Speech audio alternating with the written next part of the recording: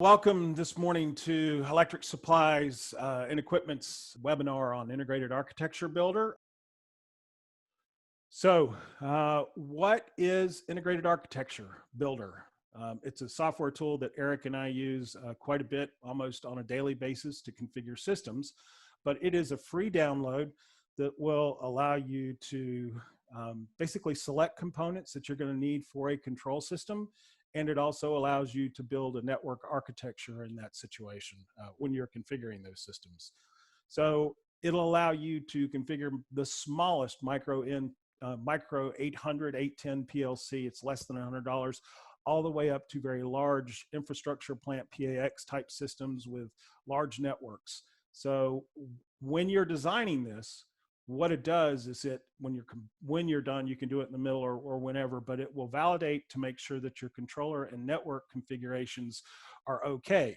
It'll let you know if you've actually exceeded the capacity of the controller or the capability of the controller, IO wise, or any of that. And we're actually going to see that. We're going to build a system, and then I'm going to add some stuff to it. I'm going to overstress the network, and then we're going to bring the network back down, kind of tune it a little bit so you guys can see how that whole thing works. And the cool thing is that if I build it here and the system checks out, I can have a lot of confidence that the system that I know that I'm going to order and I'm going to design and I'm going to build will actually work. There's no guesswork. If I can make it work in IAB, then it's going to work in the real world, which is really cool. So as a byproduct of using this system, it's also going to give me the ability to create a full bill of materials for quoting purposes. It's going to allow me to do visual layouts of the network that I can export to Visio, to PowerPoint. There's a Microsoft Word document that's very, very detailed, tells you everything about your system that you can use. And then it also contains utilities for, we're going to do this as Project Design Assistant, which allows us to quickly create multiple bill of materials based on different PLC platforms. So you guys will see it here in a second. We're actually going to go over that.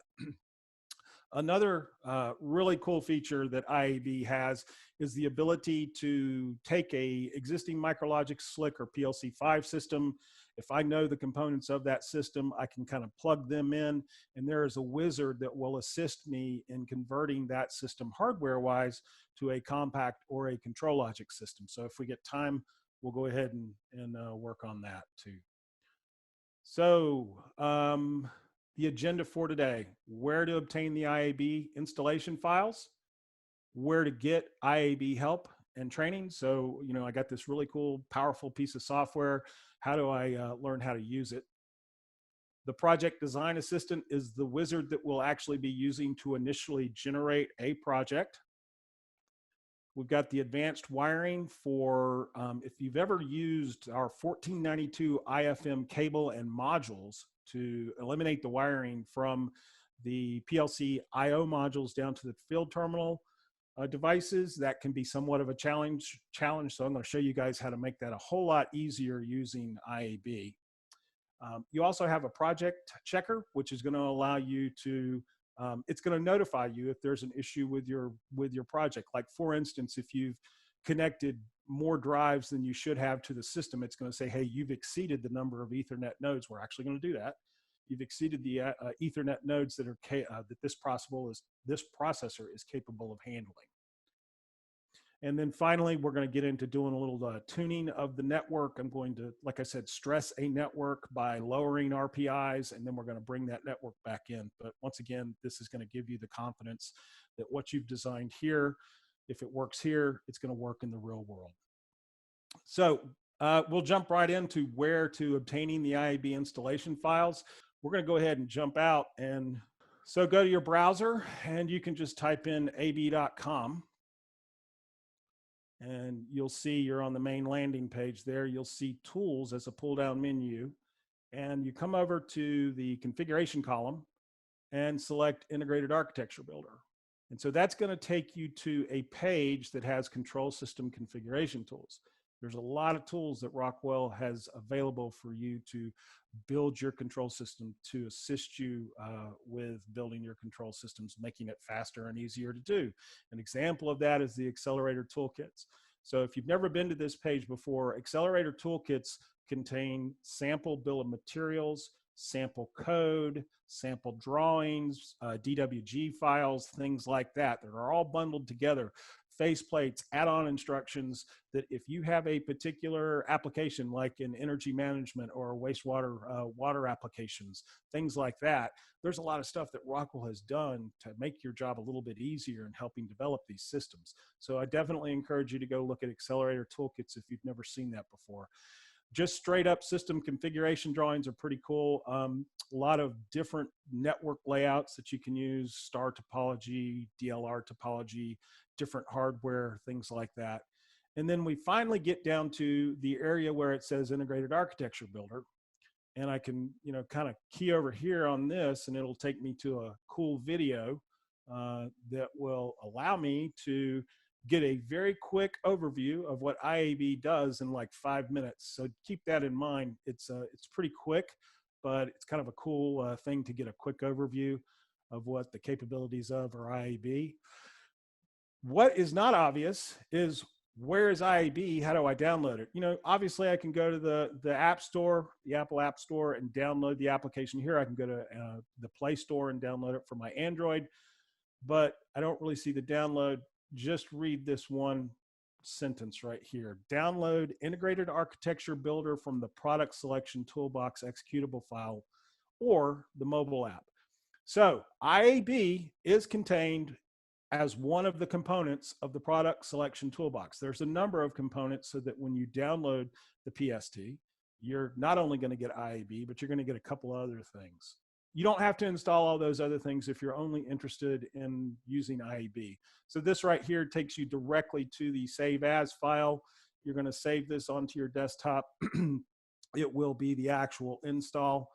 Pure speculation on my part, but the install file that you download for IAB apparently or appears to be on a very slow internet connection.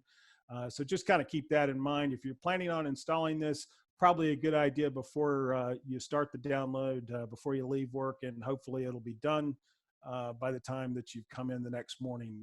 And then at that point, you can actually do the install, but it is definitely a slow download. Now that I've got IAB installed, how do I get more training? How do I get help in actually figuring out how to design my systems inside IAB? And so I'm going to take you to, this is the quick overview. There are labs, quick starts, online videos, and sample projects. So let's go ahead and bring up IAB. We'll go to the help, and I can select help, and you're going to see the first thing here is labs. And there are a bunch of different labs. This is for students to customers to actually go through, and it's a step-by-step. You fire up your IAB software, and these are PDFs that will allow you to go step-by-step and learn how to use and manipulate IAB. This is kind of a long one, but I would suggest that you start here with a step-by-step for just getting started in IAB. There's one with Project Design Assistant, which is what we're going to use to actually help us. It's a wizard that helps us develop our system. But you can see there are a bunch of different things that you can do here. So there's labs for adding compact logics, on-machine I/O. There's networks. So there's all kinds of labs that you can do with networks, Ethernet, adding an Ethernet IP network. And then, of course, we talked about it already, but there are migration labs so that if you have an existing PLC5 or SLC, this is going to take you through step-by-step from basically a blank slate to having a finished system. So that's labs. We also have quick starts. Quick starts are different from labs in that they are very focused tasks. So as you can see, they're a lot shorter. You can do an IAB overview. If you want to learn how to do a particular task, like using a wizard, you can see Project Completeness Wizard, add distributed I/O. There's a really short wizard, or excuse me, a short step-by-step quick start for doing the migrations. So a bunch of different content there. These are all PDFs, both the labs as well as the step-by-steps. The videos. So some people really like learning, watching YouTube videos. I know I'm a big fan of that. I learn a whole lot. These are the different videos that are available out there.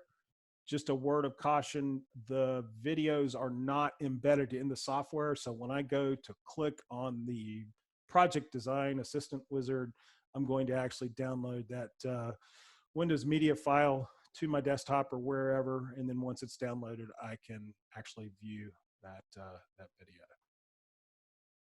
And then lastly, you've got IAB sample configurations. These are real configurations that Rockwell has done. So if you want to know more about how to configure a control logic system with redundancy, as you can see, there's networking full configurations that would actually work, ready to go. So you can take a look if you want to see what someone else has done in building IAB applications. So that is pretty much what you can do for help. I believe there's also some YouTube videos that you can go out and see for getting more help and assistance with learning IAB.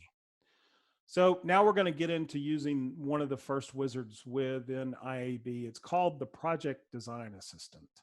And so what that allows you to do is, let's just say that you have already developed an IO list. You've got the number of digital ins, digital outs. You've got your analog ins, analog outs, any RTD, thermocouples, things like that. You know what your IO count is going to be. So we're going to define that IO count. And then what we're going to do is allow you to apply that IO count to up to 7 different platforms of controllers. So we're going to apply this to a control logic. So we're going to apply this to an older generation compact logic, so 5370. We're going to apply it to a 5380, the newer generation. And what it's going to show us is, number one, what the price would be at list price. And then number two, it's going to tell us if the system will actually work. Basically, it's going to give us all these different options, and we're going to be able to see in one screen what looks like it's going to work best. Now, real quick, it's going to generate the correct hardware that we've defined, but it gives you only a basic network layout. If you have a detailed network layout, you're going to need, after it's been generated, to go in and tweak that network layout. We're going to show you that. So with the Project Design Assistants, you saw the labs, you saw the step-by-steps, and we've even got a step-by-step for what I'm going to actually do here. So we're going to go ahead and jump right in then. So I'm going to select File, New, and these are the workspaces that are actually available in IAB. So if you're building a system manually from scratch, and you can do that, the more experience that you get with IAB, the less and less you're going to have to, rely on the wizards. So you could start with hardware, you could start with a network, software. These are not mutually exclusive, these categories. I can start with hardware and then add a network to that system, or I can start with software and add hardware to it. So this is just kind of gives you a generic starting place.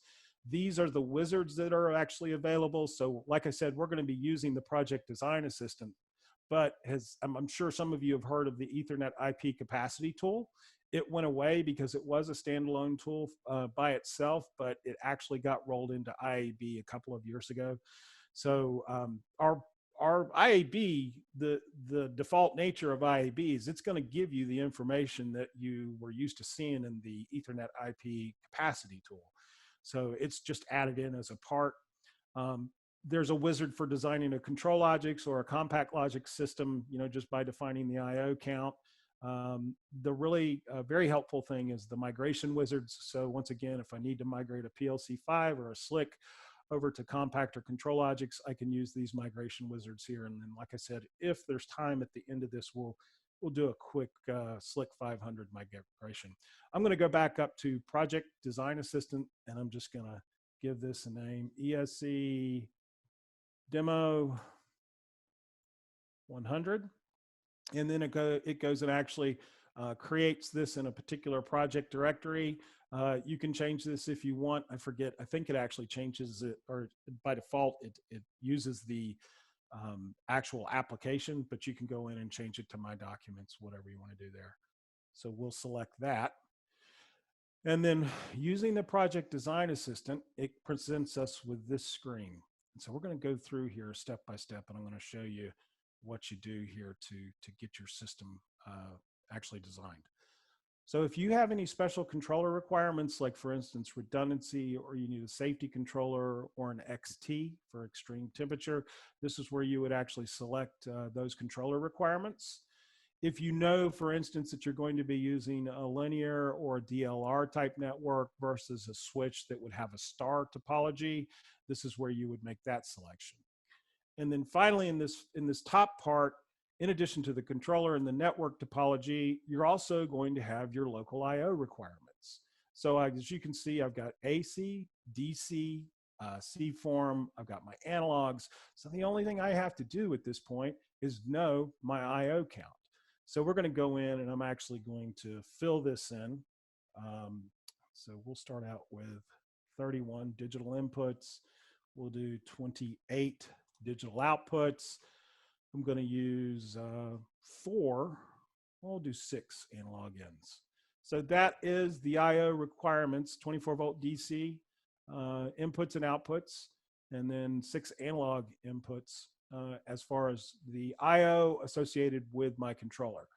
Now the next part of the project design system is the ability to define a chassis of I/O in a remote location. So this is a distributed I/O requirement. Of course, you don't have to, you can completely ignore this if you want, but if you know that you're going to have I/O in a remote chassis, this is where you would define that. So once again, the requirements of that: safety, extreme temperature, or conformal coding, and then it will actually allow you to select the platform. So as you can see, pretty much any I/O that you can put into a remote location is listed here. We're going to use the popular Point I/O platform. We don't have a lot of I/O that we're going to put into this remote location, and Point I/O is great because it's granular. You know, it's max points per module is typically 8 for digital modules and 2 or 4 for analog. So if I need just a little Point I/O in a particular area, in a distributed area, it's a good platform to use. So we're going to go ahead and fill this in. I'm going to use 12 DI. We're going to use 6 DO. I'm going to have 3 thermocouples inputs that I'm going to define, and I'm going to need 2 analog outputs. So now I've defined the I/O both in the local chassis with the processor as well as in a distributed location. And so this is really cool here. This area under other device requirements is going to allow me to define other devices that are going to be on my Ethernet network. So just real quick as to how this works, I know that I'm going to have a Panel View Plus sitting out there. So I come to the default, which is what's called an Armor View Plus, but I can change that. And I know that I'm going to want a Panel View Plus 7 standard model that is a 10-inch touchscreen. And then in addition to that, I have to increase the quantity of that to 1. So now when it produces this system, it's not only going to give me my PLC, it's not only going to give me my remote chassis, but it's also going to add an operator interface to that, and I can see the part number that it's actually selected. So I know also that I'm going to have a couple of PowerFlex drives out there. So it's showing you by default the older generation of the PowerFlex drives. I know that I'm going to have at least 3 PowerFlex 525s.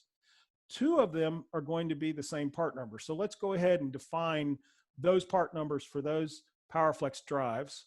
And you're going to see this. This is basically IAB asking to go out to the internet and do an update to make sure that you have the latest product information on the devices that you could potentially be using. It will do this for you automatically. Perhaps you've seen that if you've had IAB or other Rockwell software components. Right now, we're not worried about getting the latest and greatest because I just did an update. So what this does, as soon as I hit the assistant there or hit the edit, it brings up a wizard for me to configure my PowerFlex drive. And it fills in a lot of information for you. So for instance, you could change it from 483 phase to 243 phase, whatever the case may be. The main thing I'm interested in is that I need 2 3-horsepower drives, 525s, and it actually has this by default. So I can go ahead, that's a good part number. It's validating. You can see that the accept button is prominent, so I can select it. And then I'm going to need 1 more 1-horsepower PowerFlex 525. Well, how do I do that? I come over here to the plus sign. Actually, I'm going to need 2 of these. And then I'm going to come over to the plus sign. and I'm going to add another entry for the PowerFlex 525 here, and I'll select this guy, and then I'll come over and edit him, and we'll change his horsepower to 1 horsepower, 2.3 amps. We'll accept, and I need to remember that I got to change this to 1, so it gives me at least one of these things, right? So I've got three drives total. I've got my panel view defined. I've got my IO defined both in my local and my remote location. So at this point, I should be able to go ahead and hit next. And so this is what I was telling you. It's going to take the things that I've just indicated for this particular application and generate a system and show you list pricing, as well as if the system will work, and if there's problems with the system, it will actually show those over here. So it's going to do this for a ControlLogix, an L16, an L18, L24, so you can see the different platforms that are there. So let's go ahead and do the analysis. The 5069 controller, both the 5380 and the 5480, have the ability to sign separate IP addresses or different IP addresses to each port. So I can be on a 192.168 type network on one port and be on a 10.10.10 network on the other port for these two controllers. IAB is very network sensitive. You can get into designing extensive and very detailed networks. And so understanding what mode I'm going to use these two newer controllers in is really important when I add them to the project. What this dialog box is actually asking me is, do I want to use non-dual IP mode or DLR? That's like our old controllers. They have 2 Ethernet ports, but you can only assign 1 IP address.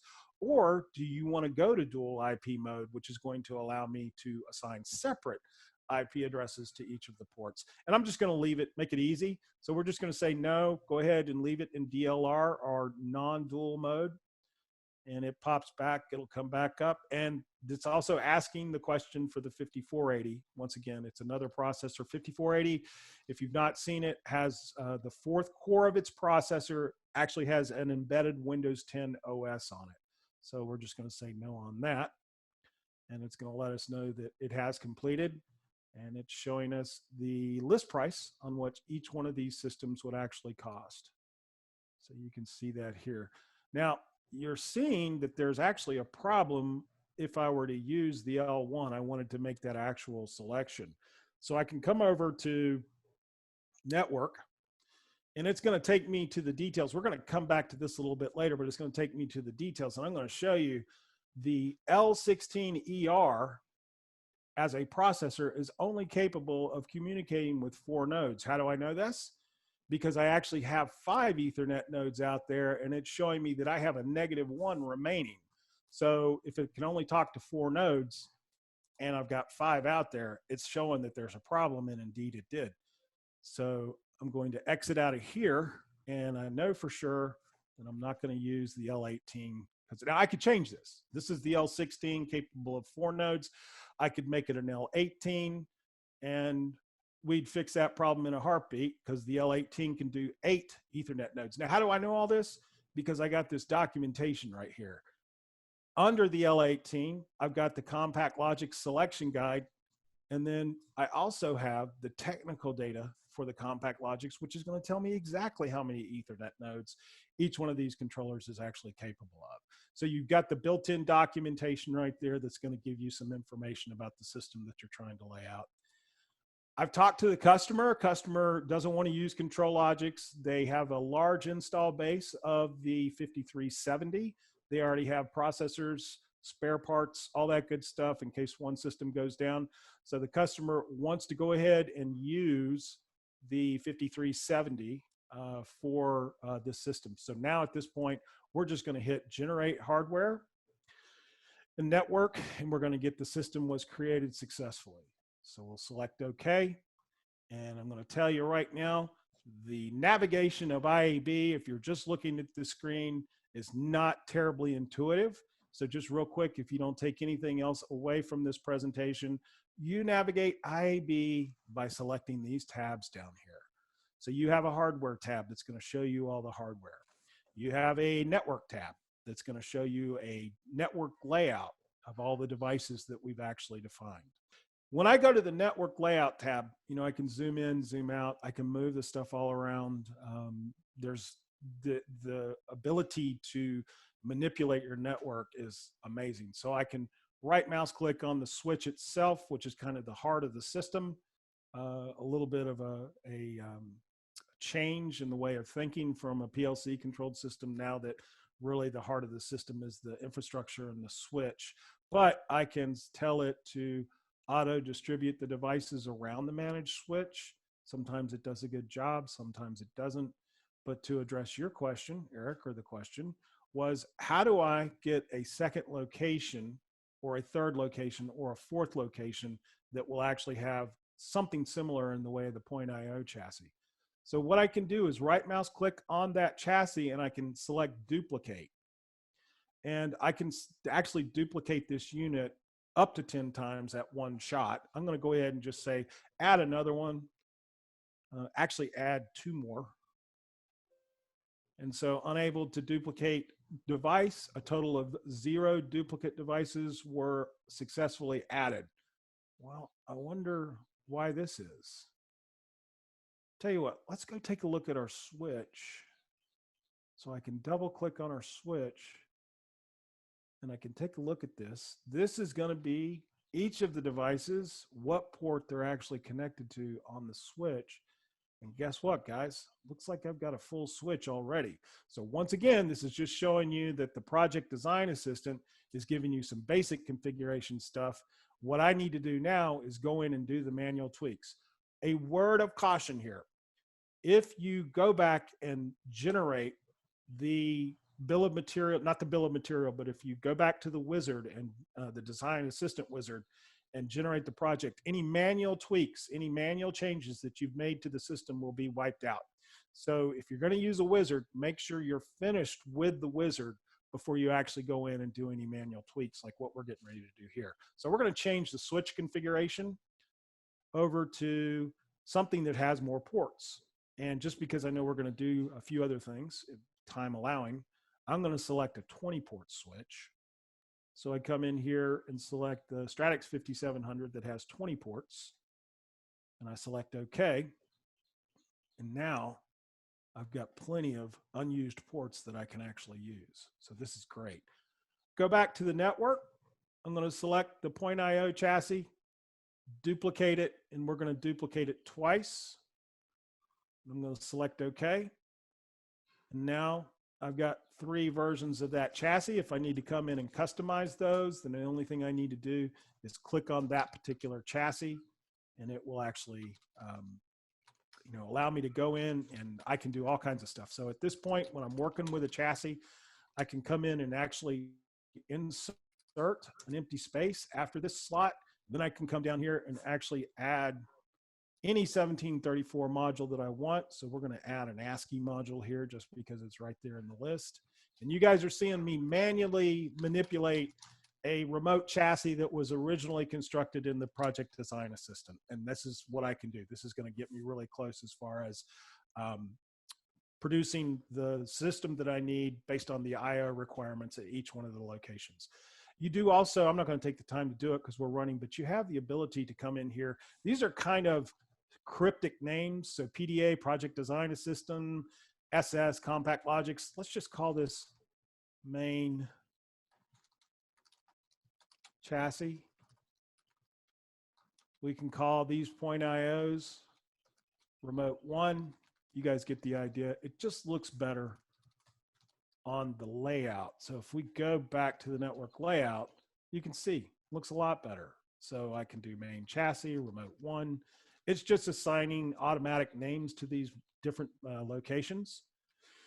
There is an architect view which allows you to add areas. You can add graphics to this. You can label it. You can do all kinds of different things. So for extensive networks, you want to be able to print this out into a Visio or into a PowerPoint presentation. You can go ahead and do that with a lot of details and stuff like that added to your network layout. All right, so one of the things that we can do here is generate the bill of material. That's what I'm kind of interested in at this point.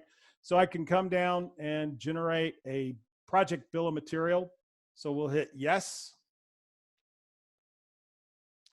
And you can look at this project bill of material with 3 different views. There is, well, the first one by default is the organized bill of material.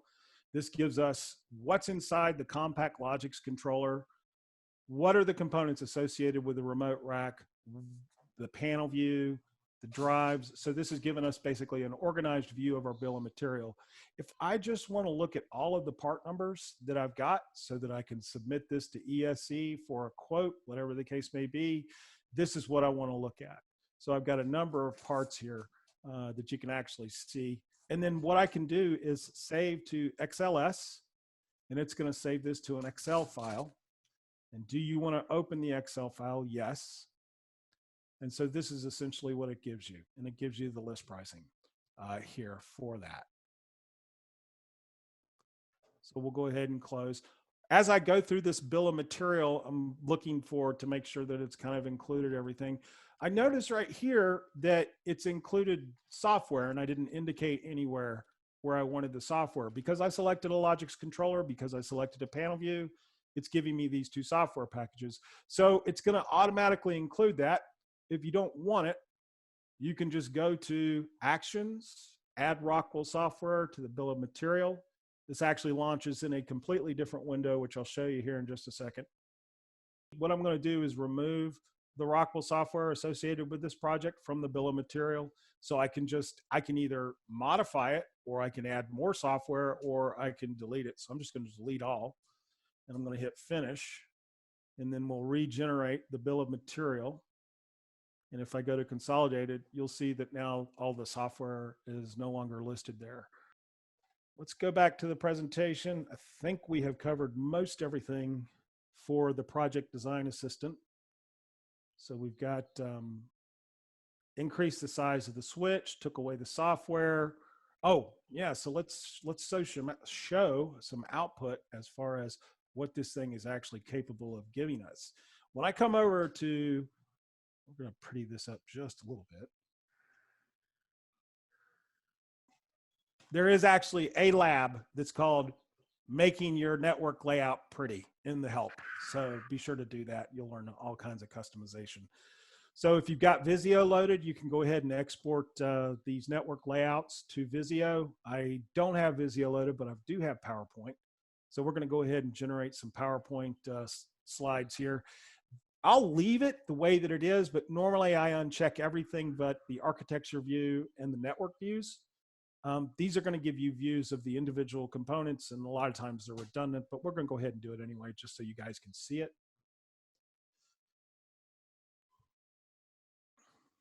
It's asking me if I want to go ahead and open PowerPoint, and that is the case.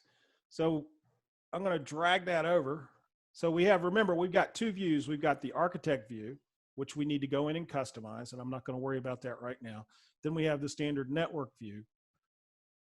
And so if I go back to this guy, you can see this is a pretty decent drawing. I can come in here and do normal PowerPoint stuff. I can crop this, include it in documents maybe that I'm going to send to a customer, a quote, things like that. Then it gives us the individual chassis layouts. That's always nice. So you've got your drives, all those things that it will actually give you too. But I typically don't need all that. I just need one, say maybe a network layout.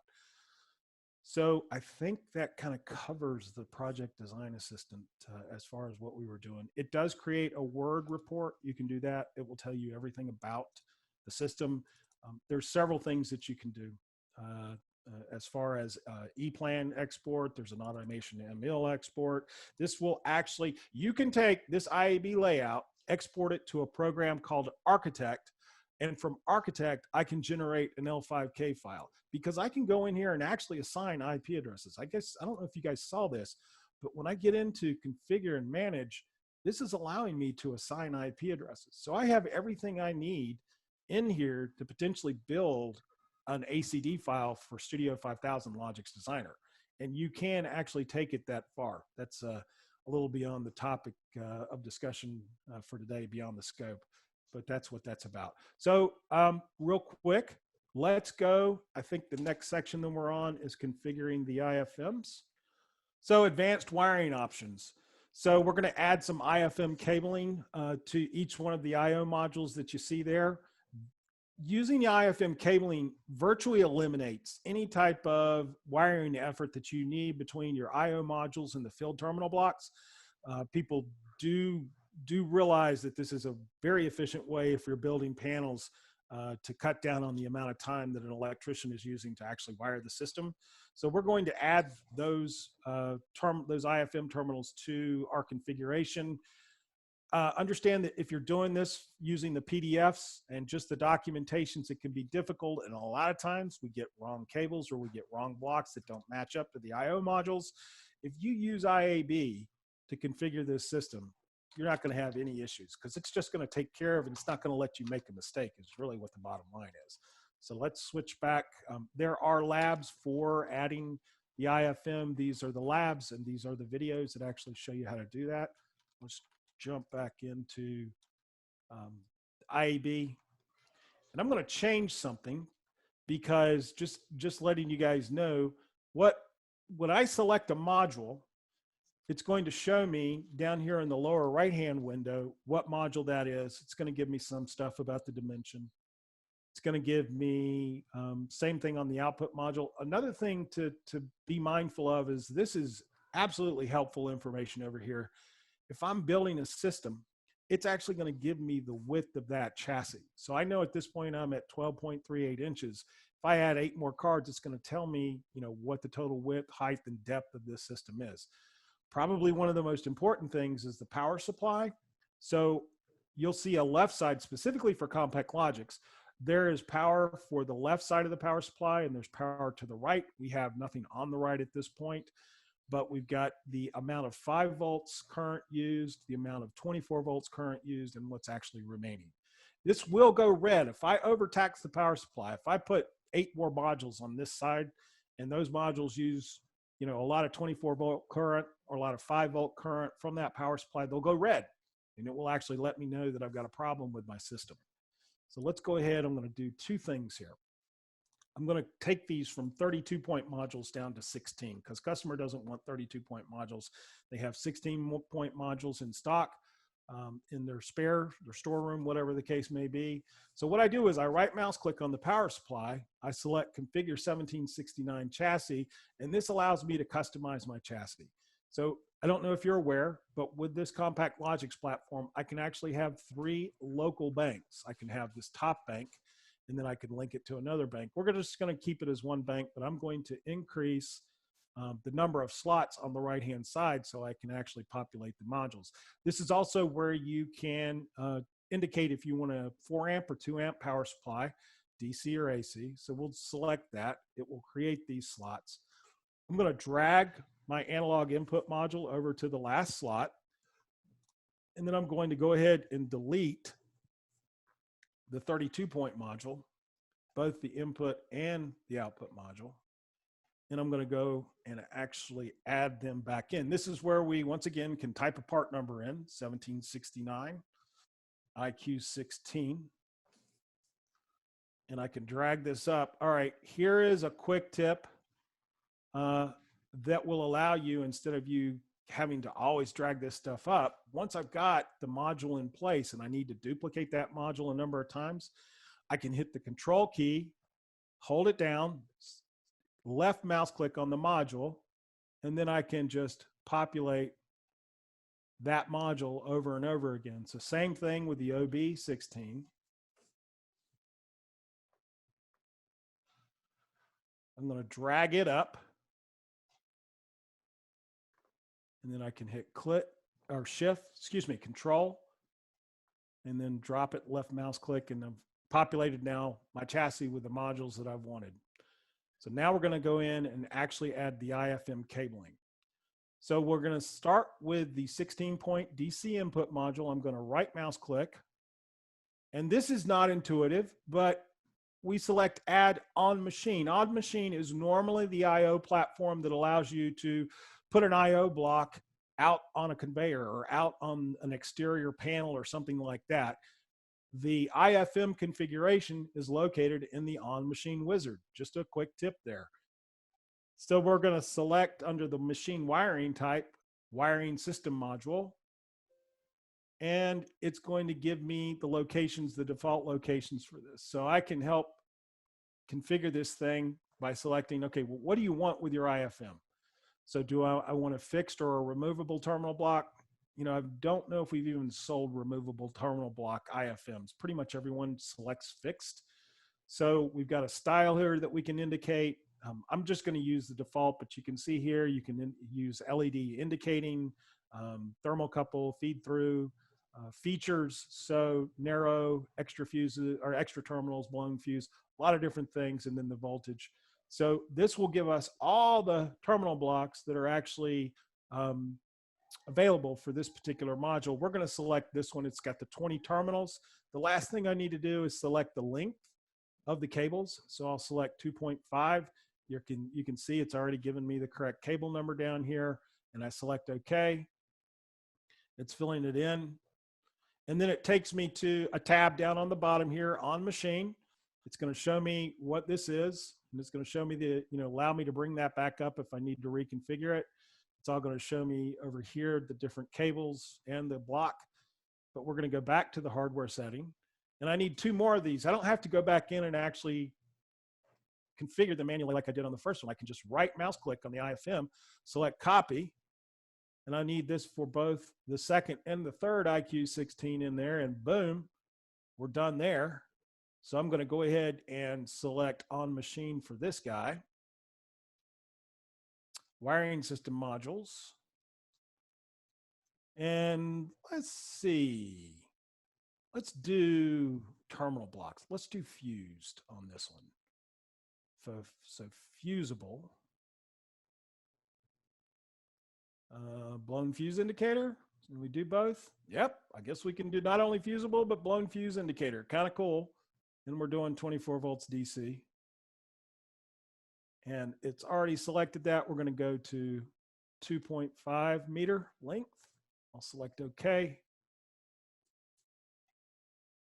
And we're going to go ahead and copy this. And I'm not going to worry, for the sake of time, I'm not going to worry about using an IFM on the analogs. Obviously, it's very nice because you have 3 wires sometimes with an analog module, but we'll just select copy. And I'm going to select the other one. Allows me to go ahead and do that. So one of the things that's really cool is producing a bill of material, which we've done a number of times. But I always get questions, and I'm sure when the electricians are unpacking the parts that have been delivered so that they can build this panel, they want to know, okay, I've got this IO module, it goes in slot 1, but what cable and what block IFM goes with this particular IO module? And the answer to that question can be found by selecting positional bill of material. And so what this is now doing is it's showing me by position, by slot number, the catalog number, and the description. And as you can see, for slot 1, I have an IQ16. The on-machine portion of that, using the IFMs, is the block and the cable. So I have 3 of these. 1, 2, 3 are the same. The 4th one, we switch to the OB16, and we can see that we are using the fusible and blown fuse indicator terminal block with a different cable. So this is going to show you what cable goes with which block, which goes with which IO module. A very, very useful thing to do when you're trying to figure out what's going on. So that is an overview, quick overview on the IFM cabling system. Once again, we've built this system. Now we need to know if the system can actually work, and we're going to spend a little time making a few mistakes. And then we're going to kind of stress the network just to show you where you can actually go through all of this stuff. So advanced communication details and project checker. So what we're going to do is, first of all, go to what's called the advanced communication details. This is going to show you, number 1, if you have any problems with your system, like for instance, with this particular platform, I can, with an L30ER, I can have 16 Ethernet nodes.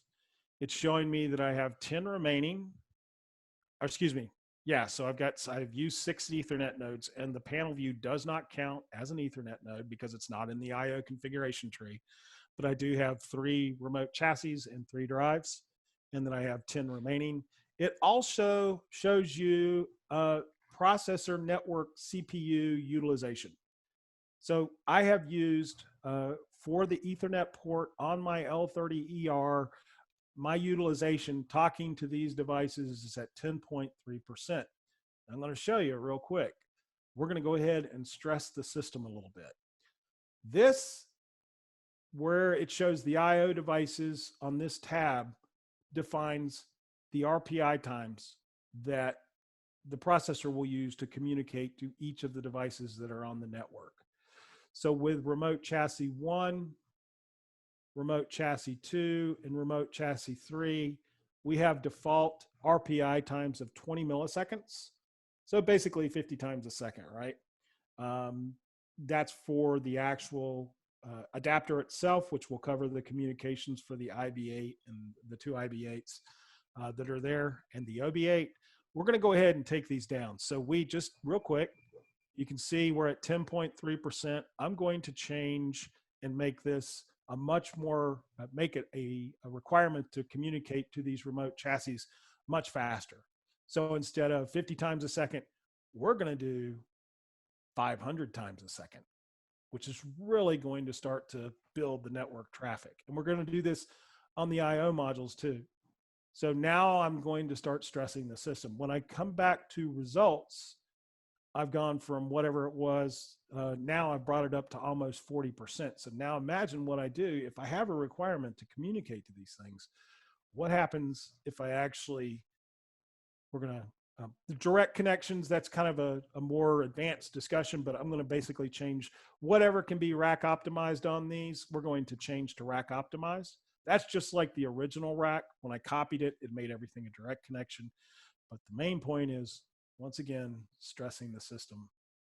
We're going to make 500 times a second. We're going to communicate with now rack 2.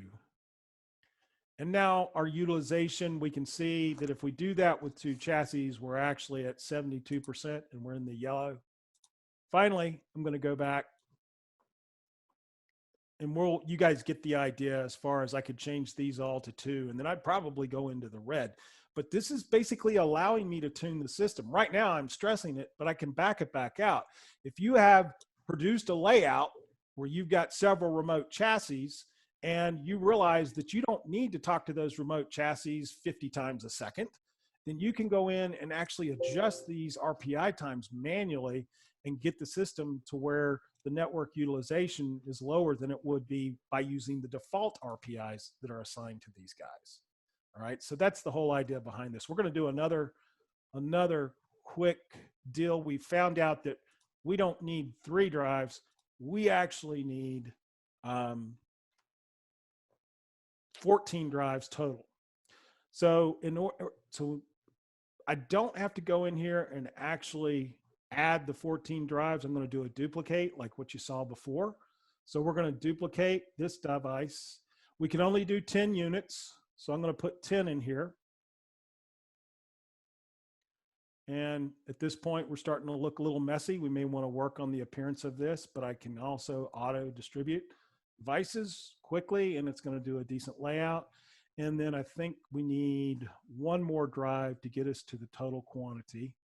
So I'm going to add 1. And then now, okay, I'm ready. Let's go to produce a bill of material, project bill of material. And it says, this is the first thing I want to show you. Your project has error warnings. This means that your system may or may not work as expected. You need to review and resolve the issues to your satisfaction by going to the project checker tab. So the project checker tab, project completeness wizard. And normally you're going to see a green check mark. But if you have a problem, not just in the tuning and the network issues, but if you have a problem with your layout in general, it's going to be showing you the problem right here under the project checker. So I can click on that first project checker area, and it's going to show me that I have a problem with my main chassis. What is that problem? I click on main chassis and I can see that the error is the maximum number of Ethernet IP nodes supported by controller, the L30ER, located in slot 0 has been exceeded. So, and it's also saying, in addition to that, your utilization is up to 84% capacity. So it's giving me these errors right off the bat. So I can go in back to the advanced communication details, go to results, and look, you've seen this before because this is what we did at the beginning of the project design assistant. I've added 14 drives to the system, but I already had 3 of these remote chassis out there for a total of 17 nodes. And this controller is only capable of communicating with 16 nodes. Easily fix that. Let's just say at this point, we thought we could use an L30, but we're going to have to go and change that. So we're going to go to the chassis. There's a real easy way to change your controller out. It's called swap module. So if I actually right mouse click on the PLC itself, I select swap module.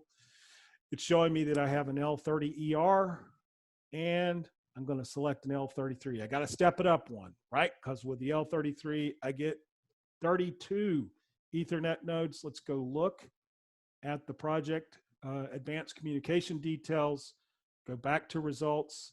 And now I've got a bunch of nodes remaining, but you can see that the network utilization for that controller is still at 83%. So at this point, I need to start going and backing those RPI times down to where it would be within an acceptable limit. Now, if I had to have this, what that would tell me is that I need to go with a processor that has a greater capacity Ethernet port, and we can certainly do that. We're not going to do that today because I think we're running almost out of time, but we could use a 5380 that would more than handle the communication requirements of having to communicate with the remote chassis 500 times a second. There would be no issue using a 5380, the next generation Compact Logics projects, to do that. And our network utilization would potentially go way, way down. We would be nowhere near the 83%. So that's the idea. That's how we can take care of that. That and adjusting the RPI times back up to an acceptable level for our point.io chassis.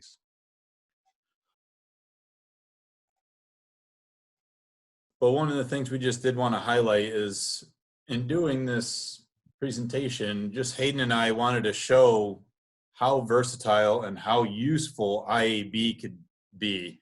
It will allow you to create a lot of things without always necessarily waiting on either Hayden and I in some instances or any of our other specialists. It's a good error checker out the gate, which you guys should be able to utilize pretty easily. And we hope showing you this will give you a little glimpse of how you can do it and make it a little bit easier for you in the future.